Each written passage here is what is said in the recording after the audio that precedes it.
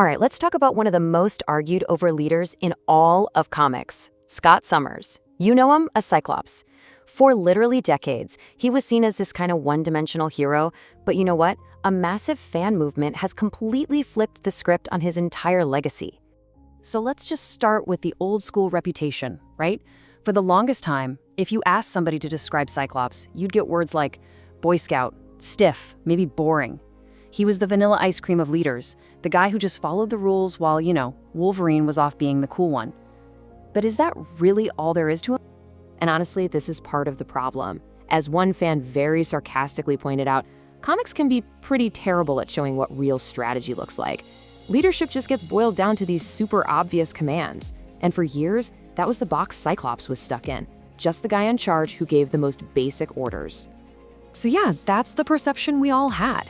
Cyclops, the rigid, by-the-book commander, he was Professor X's star student, the one who always did what he was told. He was predictable, he was safe. And let's be honest, for a lot of us, that just meant he was kind of boring. But what if that entire idea was a huge misread of the character? What if under that kind of stiff exterior was a mind that was always calculating, always planning, and preparing for every single outcome with a level of ruthlessness that nobody, and I mean nobody, saw coming? Okay, so this is where the story gets really good. We're about to completely take apart that boring myth with some hard evidence from the comics that shows a tactical genius who was always playing chess while everyone else was playing checkers. This line right here, this is everything. It gets right to the core of how his brain works. Somebody asks him for a plan B, and he says, not plan B, plan 2. That's not just a cool one-liner, it's his entire philosophy. It tells you this is a guy who doesn't just have a backup plan, he has an entire alphabet of them, probably more, ready to go for any situation. So let's just look at the resume for a second. He took down his entire mind-controlled team without killing anyone, just by using their own powers against them. He led a team of his mortal enemies across a desert to safety because even they knew he was their only hope. He literally let himself get captured and tortured just so he could use it as the final move to win. And maybe the most incredible thing? He used his insane willpower to mentally trap a world-ending cosmic monster inside his own head. But to really, truly see this guy's genius in action, we have to talk about the time the X-Men's island home was attacked by a whole army of vampires. I mean, this was a scenario that seemed completely impossible to win, and it called for a plan so ridiculously complex and bold, it's become the stuff of legend. Okay, you have to hear this. Let's walk through this absolute masterpiece. Step 1, he sends every mutant with blood away from the island. So the vampires show up for a feast, and there's nothing to eat but guys made of steel. Step 2, he knows the new vampire king overthrew his own dad, Dracula, right? So Scott has his team resurrect Dracula just to cause chaos in the enemy ranks. Step 3, the bluff. He tells the newly revived Dracula that his scientists planted holy water garlic bombs inside him, a total, complete lie. And finally, the real backup plan, he has a priest bless Iceman, literally turning his entire body into holy water. It was a plan that had backups for its backups. Insane. And his brilliance wasn't just for fighting monsters on the battlefield. When Norman Osborn, yep, the Green Goblin, was somehow put in charge of national security, Cyclops played him like a fiddle in the court of public opinion. He just completely dismantled Osborn from start to finish. He manipulated the situation to get his mutant island, Utopia, recognized as its own country. Then he baited Osborn into a public fight that he knew Osborn couldn't possibly win without looking like a total monster. All the while, he had spies inside Osborn's own teams, feeding him info. He controlled the entire game and scored a massive political win for Mutant. And this just says it all. This line comes from Wolverine, his biggest rival, the guy who questioned him constantly. After watching Cyclops take out a giant robot with one single, perfectly calculated shot, even Wolverine had to give it up. This wasn't the boring Boy Scout anymore. This was the guy in charge, period. So this whole evolution from tactician to something more, well, that's where we get the fan slogan that defines his entire modern era. Cyclops was right. You see it everywhere, on shirts, online, and it all points back to a really specific and controversial time in the comics. So what does it actually mean?